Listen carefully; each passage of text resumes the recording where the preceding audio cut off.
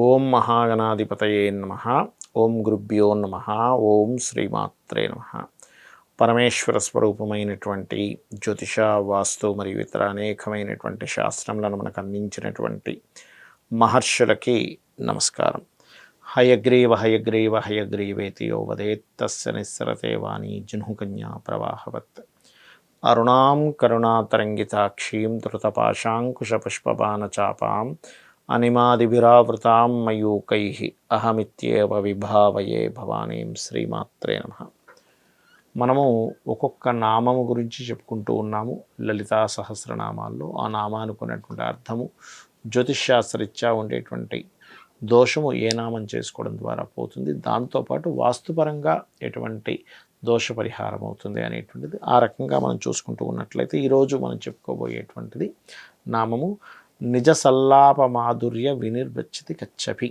ఈ నామం అయితే దీనికి చాలామందికి మామూలు చదువుకుంటూ వెళ్ళిపోతుంటాం, నిజ సల్లాప మాధుర్య అనుకుంటూ. అయితే అమ్మవారి యొక్క వాక్ సంబంధించినటువంటిది ఇది కూడా. ఇందాక మనం ఒక ఎపిసోడ్లో చెప్పుకున్నాం, ఏమిటది, కర్పూర వీటి కామోద సమాకర్ష దిగంతర అని. అక్కడ వాక్కు సంబంధంగానే ఉంటుంది. అంటే అమ్మవారు తాంబూల చర్వణం వేసుకోవడం ద్వారా వచ్చినటువంటి ఆ యొక్క సువాసన గురించి మాట్లాడుకున్నాం. ఇక్కడ స్వయంగా అమ్మవారి వాక్కు గురించే మాట్లాడుతున్నాం.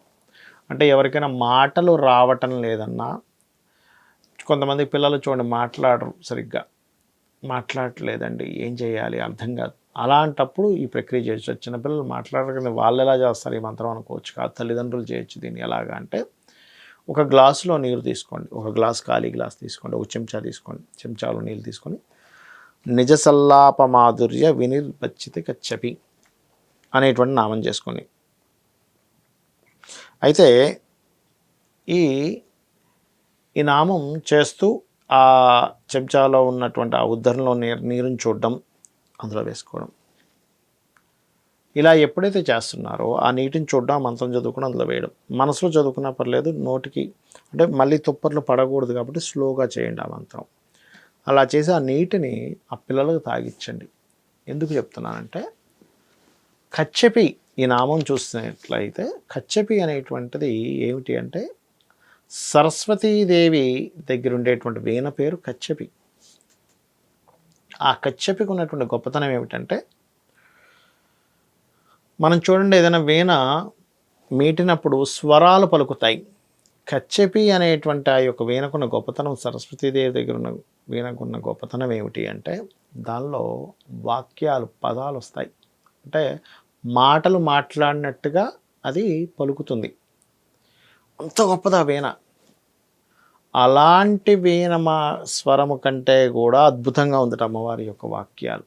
ఒకసారి అమ్మవారు ఏం చేసింది, సరస్వతీదేవి వీణ వాయించింది. ఎంత చక్కగా ఉందో అంది అమ్మవారు. అన్నప్పుడు అమ్మవారు అందట, నా వీణ గొప్పతనం ఏముందమ్మా, నీ యొక్క పలుకుల ముందు నా యొక్క వీణ యొక్క ఏదైతే అది శబ్దం చేస్తుందో అది చాలా తక్కువ సంబంధించిన నీ యొక్క పలుకులు చాలా గొప్పవి అని చెప్పిందట. ఆ రకంగా అమ్మవారి యొక్క పలుకుల గురించి చెప్పినటువంటివి. ఎప్పుడైతే అమ్మవారి పలుకులకు సంబంధించినవి వింటామో, ఈ నామం కూడా, ఇది కూడా కుటుంబాభివృద్ధిని, కుటుంబంలో సఖ్యతలు వస్తున్నాయండి మాట ద్వారా అనుకుంటే, ఆ నిజ సల్లాప మాధుర్య వినిర్వచ్చితి కచ్చపి అనే నామము అద్భుతమైనటువంటి యోగాన్ని ఇస్తుంది. కుటుంబ సభ్యుల మధ్యన గొడవలు రావు. ఇప్పుడు ఏమైంది, ఇప్పుడు సరస్వతీదేవి అమ్మవారి మధ్యన జరిగినటువంటి సంభాషణ ఇది. ఇప్పుడు మనం చూడండి, ఇంట్లో గొడవలు ఎందుకు వస్తాయి అంటే, నువ్వు చెప్పింది కరెక్ట్ కాదు అంటారు ఎవరో, తల్లిలో తండ్రి ఏదో చెప్తారు పిల్లలకి, లేకపోతే భార్య భర్తకో, భర్త భార్యకో ఏదో మాట అంటారు, నువ్వు అన్నది కరెక్ట్ కాదు, నీకు ఊరుకో, నీకేం తెలియదు అంటాం. అదే కనుక ఒక భార్య ఒక మాట అన్నది, ఏమంటే మనం ఇలా చేసుకుంటే బాగున్నాను, అదే భర్త కనుక నిజమే, ఎంత అద్భుతమైనటువంటి ఆలోచన చేసావు, నువ్వు చెప్పింది 100% కరెక్ట్ అంటే ఇద్దరి మధ్యన సఖ్యత పెరుగుతుంది. ఏ ఇద్దరు వ్యక్తుల మధ్యనైనా సరే సఖ్యత కలగకపోవడానికి ముఖ్యమైన కారణం ఏమిటి అంటే, ఒకరు చెప్పినటువంటిది ఇంకోరు ఏకీభవించకపోవడం వల్లే సఖ్యత రాదు. అందుకే కదండి ఇప్పుడు రాజకీయ పార్టీలు కూడా చూడండి, ఓ పార్టీ వాళ్ళు ఏదో తీసుకొస్తారు, ఇది తప్పు అని చెప్పి అపోజిషన్ పార్టీ వాళ్ళు గొడవ చేస్తారు. లేదా ఇంటి పక్క అతను, మనం ఏదో కారు ఏదో అక్కడ పెడతాం, నువ్వు ఇక్కడ ఎందుకు పెట్టి, నువ్వు తీసే ఇక్కడ నుంచి అంటాడు. అంటే ఏమిటి, మన మాట మన చేత అవతల వాళ్ళకి నచ్చలేదనుకోండి, అది గొడవకి దారితీస్తుంది. అదే కనుక మెచ్చుకునేలాగా ఉందనుకోండి, అద్భుతంగా ఉంటుంది. అలా ఈ పదానికి, ఈ నామానికి ఉన్న గొప్పతనం ఏమిటంటే, మీ మాట మీ ఇంట్లో వాళ్ళు మీరు సక్రమంగా ఆ సమయానికి మాట్లాడే మాటని తెచ్చిపెడుతుంది ఈ నామం కూడా. అదేవిధంగా సఖ్యతని పెంచుతుంది. మీ మాటల్లో అమ్మవారి అనుగ్రహం మరింత పెరుగుతుంది. ఇది కూడా ఇంట్లో ఉండే తూర్పు ద్వారము, తూర్పు సంబంధించినటువంటివి, ఉత్తర సంబంధించిన దోషం కూడా తొలగిస్తుంది ఇది. ఎందుకంటే ఇక్కడ వాక్ అంటే కేవలం వాక్కు ఒకటే కాదు, ధనాన్ని కూడా పెంచేటువంటి శక్తి వాక్కుకు ఉంటుంది. చూడండి, ఎందుకంటున్నానంటే, ఒక మార్కెటింగ్ పీపుల్స్ ఉంటారు చూడండి, కొంతమంది వాళ్ళు వచ్చి అయ్యో అతను వచ్చి ఏ మాట చెప్పాడో అర్థం కాదండి, అమ్ముడు పోయాయి అంటారు. అంటే ఏమిటి? మీ వాక్కుకి కూడా ఒక శక్తి ఉంటుంది.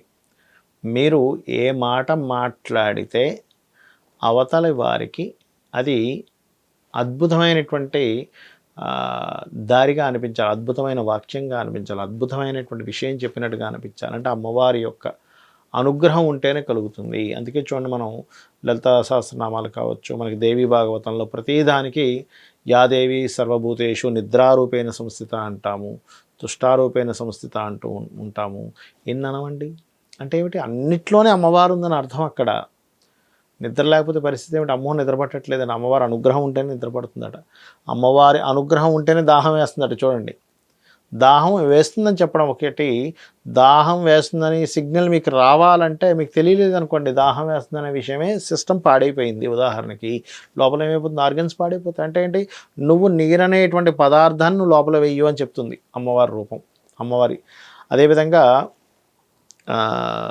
నీడ రూపంలో ఉండేది కూడా అమ్మవారేట. నీడ అంటే ఏమిటండి? అంటే ఎప్పుడూ మన వెంట ఉండేటువంటిది నీడ. అంటే నిన్నెప్పుడు వెంట పెట్టుకొని ఉంటుంది. ఛాయారూపేణ సంస్థిత అంటారు. యాదేవి సర్వభూతేషు ఛాయారూపేణ సంస్థిత అంటే ఇక్కడ ఇవన్నీ ఎందుకు చెప్తున్నానంటే, వాక్కు అనేటువంటిది ఏదో చిన్న విషయం కాదు. వాక్కుతో దేశాన్ని అలవచ్చు. అదే వాక్కు సరిగ్గా లేకపోతే నువ్వు ఎందుకు పనికి రాకుండా కూడా పోతావు. ఎందుకు అంటే వాక్కే అమ్మవారు. శ్రీమాత్రే నమః.